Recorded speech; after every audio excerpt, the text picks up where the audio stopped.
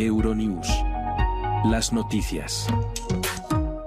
Se tambalea la tregua en Gaza y podría finalmente no producirse. Es noticia de último minuto. Benjamín Netanyahu amenaza con no firmar el acuerdo este jueves. Acusa a Hamás de un chantaje de última hora. Dice que han intentado modificar partes de lo que ya habían aprobado. Un acuerdo que implicaba liberar a los rehenes y a los presos palestinos, el alto el fuego y la llegada de ayuda humanitaria a Gaza. Estamos pendientes y actualizamos la información al minuto en nuestra página web. Enseguida les ofrecemos en este espacio una entrevista con uno de los mayores expertos en Oriente Medio. Por cierto, que los ataques no cesan y se calcula que han muerto 71 personas en Gaza desde que se anunció la tregua. Es nuestra principal noticia de hoy y además, este jueves. La comunidad internacional celebra el alto el fuego en Gaza, pero aboga por una paz permanente. Pedro Sánchez en España lo considera crucial. La oposición en Georgia denuncia agresiones a los manifestantes durante la jornada de huelga general contra el gobierno. El presidente de Estados Unidos, Joe Biden, utilizó su discurso de despedida el miércoles para lanzar duras advertencias sobre una peligrosa concentración del poder en manos de ultrarricos. Las entradas irregulares en la Unión Europea caen a su nivel más bajo en los últimos 3 años.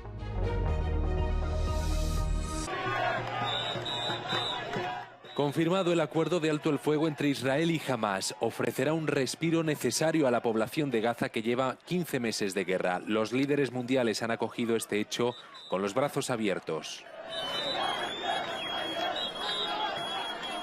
Well, we've had many difficult days since Hamas began its terrible war.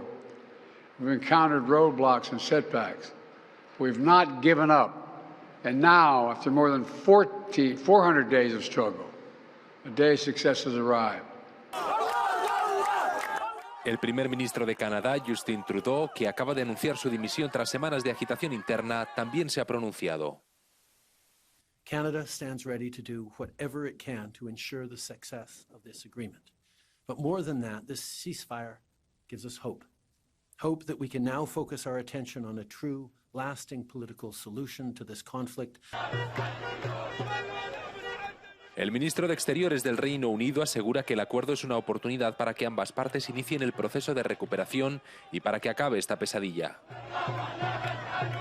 I welcome, particularly for those hostage families, that this deal has finally been broken, and for the agony and horrors of war and the Palestinian people in Gaza. Finally, this horror has come to an end.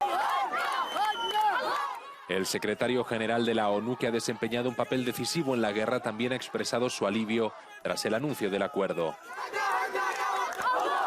Agradeció a los mediadores sus esfuerzos por conseguirlo, pero subrayó que la atención debe centrarse en la paz permanente.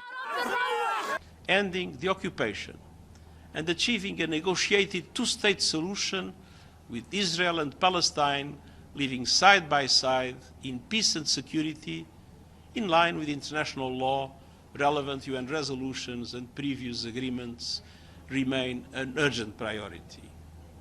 Only through a viable two-state solution can the aspirations of both peoples be fulfilled. En esos mismos términos se ha pronunciado el presidente español Pedro Sánchez. El acuerdo se llevará a cabo en 3 etapas que incluirán la liberación de rehenes, la liberación de 1000 prisioneros palestinos en Israel y semanas de paz. La médico de combate ucraniana Rina Reznik dice que no recuerda su vida antes de febrero de 2022. Cuando Rusia lanzó su invasión a gran escala de Ucrania, Rina estaba estudiando biología en Kharkov. Ha pasado los últimos casi 3 años en el frente rescatando a soldados. The amount of casualties now is enormous. You simply cannot remember the faces of people you was working on till the day. Sometimes it could be like 100 of them in a day, and a lot of them have really huge wounds, really a lot of fractures, and you can not save everyone. You can not use a lot of resources because every minute another portion of casualties could come, and the most scary word in Ukrainian military doctor vocabulary is triage. It's a thing that you must choose who you will be saving now and who will wait. Según Reznik, las evacuaciones médicas de las líneas del frente están siendo atacadas por el ejército ruso, lo que significa que las evacuaciones pueden durar días. I really want to pay attention about how fatigued we are on this war. Soldiers, surgeons, officers, so on. All of the people that connect their life with war completely. But it simply doesn't matter because we don't have an ability to rest. No one of us. The only ability to rest is to get wounded in this war, and after it to get a physical rehabilitation. En febrero se cumplirán 3 años desde el inicio de la invasión rusa a gran escala de Ucrania.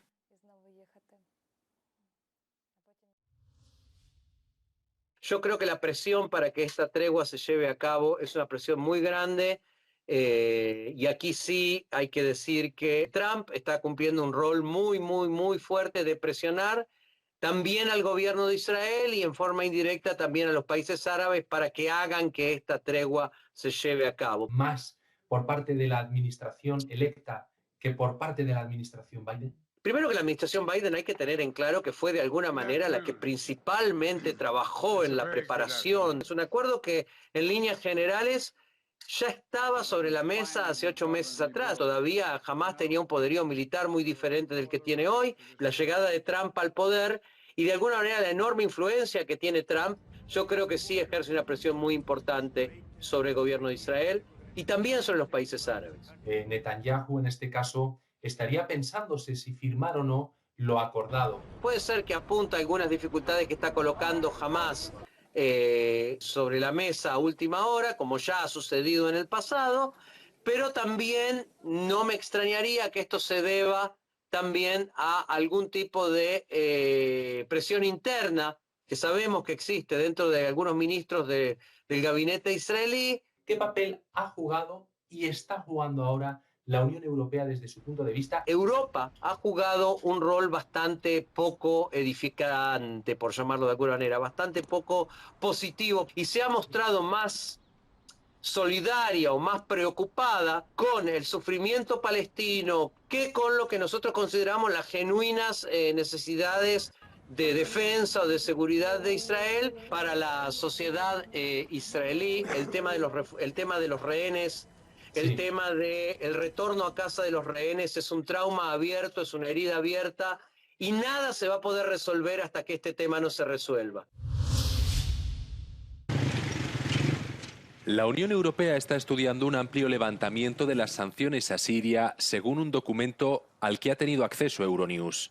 El bloque se plantea levantar las sanciones en materia de transporte, exportaciones de petróleo y gas y actividades financieras y bancarias. El documento informal de la Unión Europea dice que cualquier posible cambio en las designaciones terroristas de grupos afiliados a Al-Qaeda, como el gobernante sirio Hayat Tahrir al-Sham, debe llevarse a cabo a nivel del Consejo de Seguridad de la ONU antes de que el bloqueo lo adopte. Según este mismo documento, la exclusión de la lista de grupos terroristas deberá estar sujeta a condiciones para evitar cualquier riesgo de financiación del terrorismo.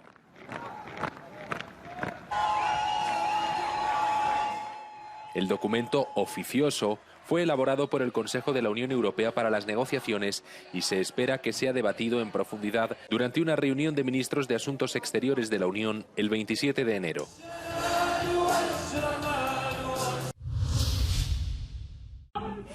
Los trabajadores que participaban en la huelga general de 3 horas convocada por la oposición al partido en el poder de Georgia, Sueño Georgiano, han sido agredidos en las calles de Tiflis. Las imágenes que circulan por las redes sociales muestran individuos armados con porras agrediendo a los manifestantes. Los medios de comunicación locales aseguran que son titushkies, término utilizado para describir a matones a sueldo, normalmente al servicio del gobierno o de grupos políticos. Los organizadores aseguran que la manifestación pretendía ser una advertencia de lo que le espera al país si se aísla de Europa. My fellow Americans, I'm speaking to you tonight from the Oval Office. El presidente de Estados Unidos, Joe Biden, utilizó su discurso de despedida el miércoles para lanzar duras advertencias sobre una peligrosa concentración de poder en manos de los ultrarricos. Today, an oligarchy is taking shape in America of extreme wealth, power, and influence that literally threatens our entire democracy, our basic rights and freedoms, and a fair shot for everyone to get ahead. Biden hizo referencia al último discurso del expresidente Dwight Eisenhower en 1961, en el que advirtió sobre un complejo militar industrial.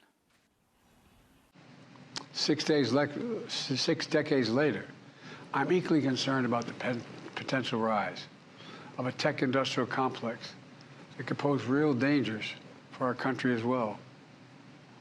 Americans are being buried under an avalanche of misinformation and disinformation, enabling the abuse of power. The free press is crumbling. Editors are disappearing. Social media is giving up on fact-checking. Biden utilizó su discurso de 15 minutos para ofrecer un modelo de transferencia pacífica del poder y plantear preocupaciones sobre su sucesor, Donald Trump, sin mencionar su nombre. Sus comentarios se producen después de que algunas de las personas más ricas del mundo en la industria de la tecnología se hayan unido a Trump en los últimos meses. Bruselas ha presentado este miércoles un plan de acción para prevenir y detectar las ciberamenazas de forma más rápida. En 2023 ha habido al menos 309 ciberataques en centros médicos de la Unión Europea y el riesgo es cada vez mayor tanto para los pacientes como para los hospitales. El comisario europeo de salud, Oliver Varhelyi, cree que los hospitales deberían invertir en ciberseguridad tanto como en equipamiento médico. Do not overlook that part. We understand that the healthcare institutions are more focused on organizing the healthcare they provide for the patients, but this is part and parcel of it. A pesar del impacto económico que se calcula en una media de 300.000 euros en los ataques graves, Bruselas por ahora no ha previsto ayudas económicas para los centros sanitarios. Según la Agencia Europea para la Ciberseguridad, entre los mayores riesgos se encuentran el robo de datos de pacientes o la interrupción de los servicios sanitarios.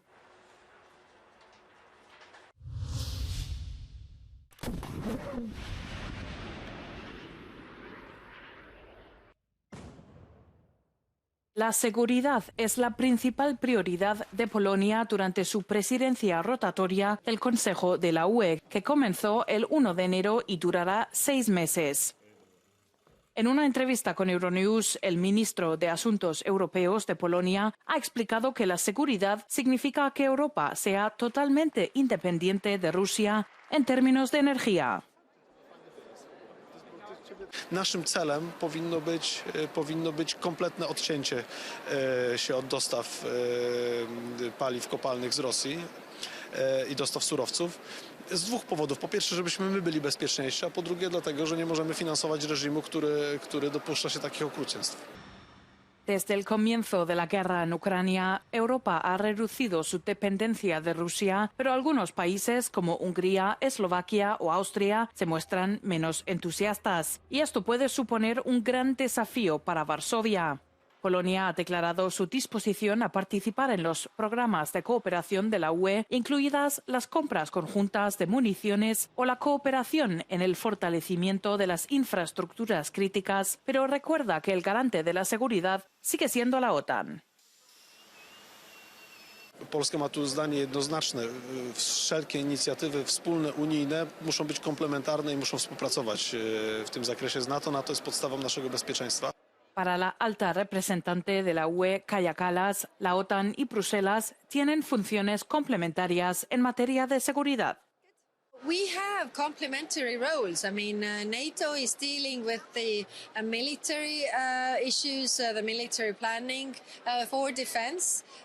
But in Europe, we deal with the European defense industry. We deal with European defense as whole, because we also have countries that are not in NATO. Con Donald Trump a punto de volver a la Casa Blanca, la alta representante de la UE para política exterior espera que la presidencia polaca sea útil para resolver resolver los grandes problemas existentes como la guerra en Ucrania, la crisis en Oriente Medio y el trato con la nueva administración estadounidense. Los ministros de defensa de más de 20 miembros de la OTAN se reúnen estos días en Bruselas para debatir sobre seguridad y los próximos desafíos para la alianza. El jefe de la OTAN ha inaugurado la sesión de 2 días con un objetivo claro: cambiar a una mentalidad de guerra. To prevent war, we need to prepare for it. It's time to shift to a wartime mindset. And this means we need to make our defenses even stronger by spending more on defense, producing more and better defense capabilities. Russia is hard at work to try to weaken our democracies and chip away at our freedom. And it is not alone. It has China, North Korea and Iran by its side. Rutte también ha advertido a los miembros de la alianza que el futuro de Europa está en juego y la OTAN debe hacer todo lo posible para mantener a la gente a salvo en medio de las crecientes amenazas a la seguridad europea. Aunque la primera ministra italiana, Giorgia Meloni, ha negado haber mantenido conversaciones con Starlink, propiedad del empresario estadounidense Elon Musk, el posible acuerdo para proporcionar telecomunicaciones seguras al gobierno italiano ha generado polémica. But what would the deal mean for Italy-EU relations, and what about the security concerns at play? The government insists the EU's efforts to bridge the gap with Starlink might have arrived a bit too late. Innanzitutto è giusto fare chiarezza, da parte del governo non è stato firmato nulla, nonostante ovviamente ci siano delle ottime interlocuzioni, degli ottimi rapporti tra Roma e Washington, ci sono sempre stati e ci saranno in futuro. Questa cosa che si sta facendo la si sta facendo nell'interesse dell'Italia e nell'interesse dell'Europa, si valuterà, come è giusto che sia, quale possa essere la soluzione migliore, in attesa ovviamente che anche l'Europa eventualmente offra dal punto di vista tecnico una certezza e una sicurezza a cui oggi noi dobbiamo far fronte, ma che purtroppo ancora non c'è. From a political standpoint, the deal could have a significant impact on several fronts. The EU Commission explained that Italy is a sovereign state and that the agreement would not be incompatible with IRIS², the EU's flagship satellite system project. E sarebbe un segnale in realtà ulteriore di vicinanza personale fra Meloni, Musk e quindi anche, allo stato attuale delle cose, Trump. Bisognerebbe capire anche che tipo di, tensioni questo potrebbe creare fra l'Italia e l'Europa. Insomma, l'Italia oggi è un po' sospesa, tra gli Stati Uniti e l'Europa. Un representante italiano de las empresas de Musk afirma que Italia tendría control total sobre sus datos, pero Frediano Finucci, que recientemente escribió un libro sobre el uso de satélites, cree que hay más allá. Starlink comunque avrebbe la possibilità di capire se, ad esempio, da un'ambasciata oppure da una nave militare, ad un certo punto parte una mole di comunicazioni insolita, un po' come accadeva alla fine dell'Ottocento e primi del Novecento, quando le ambasciate andavano ai telegrafi per spedire i famosi dispacci diplomatici alle capitali. Ebbene, che cosa facevano le spie? Le spie si appostavano di fronte ai telegrafi e capivano, se c'era troppo movimento, che qualcosa non andava. Non si può impedire a Starlink di tenere traccia, ad esempio, del traffico. Si tratta di una scelta di fiducia, si tratta di una scelta prettamente politica del governo italiano.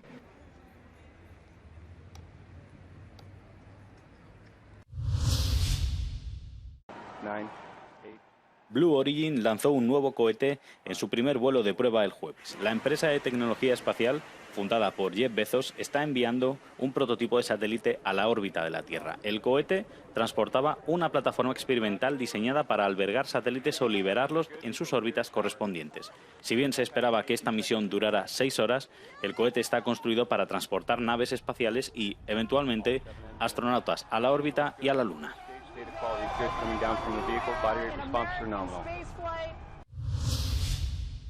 ¿Cómo resisten las reservas de gas de la UE ante el cese del suministro ruso a través de Ucrania? La suspensión del flujo de gas ruso a través de Ucrania ha suscitado inquietudes sobre el suministro de gas en toda la UE. Moscú suministraba casi el 40% del gas natural de la UE a través de gasoductos. Las últimas cifras muestran que Portugal tiene el mayor volumen de almacenamiento de gas en funcionamiento, superando el 100%. Le sigue Suecia con el 88% y Polonia con casi el 80%. Por el contrario, Países Bajos tiene el menor volumen de almacenamiento de gas en funcionamiento con el 49,6%, seguido de Croacia con el 50,7% y Francia con el 52,4%. A pesar de estas cifras, Portugal tiene la tercera reserva más pequeña de Europa, con 3,59 teravatios hora, mientras que Alemania cuenta con la mayor con 181 teravatios hora. Mientras las temperaturas bajan en gran parte del bloque, la Comisión Europea mantiene que la seguridad del suministro de gas no está amenazada. Sin embargo, las reservas de la UE han disminuido de alrededor de 95.000 millones de metros cúbicos a principios de noviembre a solo 75.000 millones de metros cúbicos. La reducción representa aproximadamente una cuarta parte del consumo anual de gas del bloque desde el inicio de la invasión rusa de Ucrania. Old false claims resurface about Ukrainian kickbacks to US politicians. An image doing the rounds on social media allegedly shows a list of US politicians, including President Joe Biden, who have received bribes in return for support for Ukraine. Text accompanying the list claims that a Ukrainian official released the names as well as the amounts that each person has supposedly received. Biden has allegedly received $92 million, for example, while former Speaker of the House of Representatives Nancy Pelosi has taken home $86 million and former Senator Mitt Romney has received $71 million. Regardless, the claims are false. There's no evidence that any of the individuals mentioned have received any illicit payments from Ukraine so that they push for support for Kyiv against the Russian invasion. And it's also implausible that a Ukrainian official would release the statistics and incriminate the very politicians the country's relying on for financial aid. Searching for earlier instances of the claims on X shows that it originates from at least as far back as 2023 and has been shared on various occasions since then. Other fact-checkers from reputable news organisations debunk the claims those times as well, and there's no reason to believe the situation has changed since then. Pro-Russian propaganda and other Ukraine detractors are often keen to spread false or misleading claims about support for Kyiv to sway public opinion and in turn put pressure on Western governments. As of the 30th of September 2024, the US's Ukraine response funding totals nearly $183 billion since the start of Russia's full-scale invasion in 2022. According to official Ukraine oversight figures. Here in Europe, as of January, the EU says it's made available more than $140 billion in financial, military, humanitarian and refugee assistance in the same period. Estas han sido nuestras principales noticias del día. Ya saben que pueden permanecer informados en nuestra página web es.euronews.com. Ahí actualizamos al minuto la información de última hora, como por ejemplo las últimas negociaciones para llevar a cabo esa tregua que parece tambalearse ante la negativa de Netanyahu, se lo hemos contado en este informativo, y el presunto chantaje de Hamás. Les dejamos ya con el no comment del día, antes el tiempo, y les recomendamos que se suscriban a nuestro canal de YouTube y que comenten qué les han parecido las noticias de hoy. Es todo por nuestra parte. Que tengan un feliz jueves. Adiós.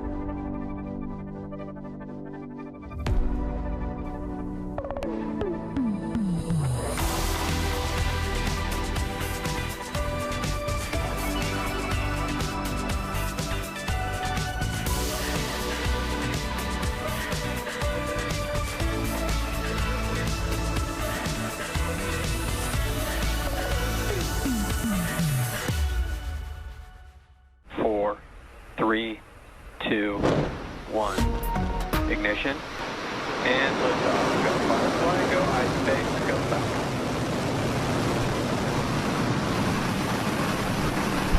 Vehicles pitching downrange.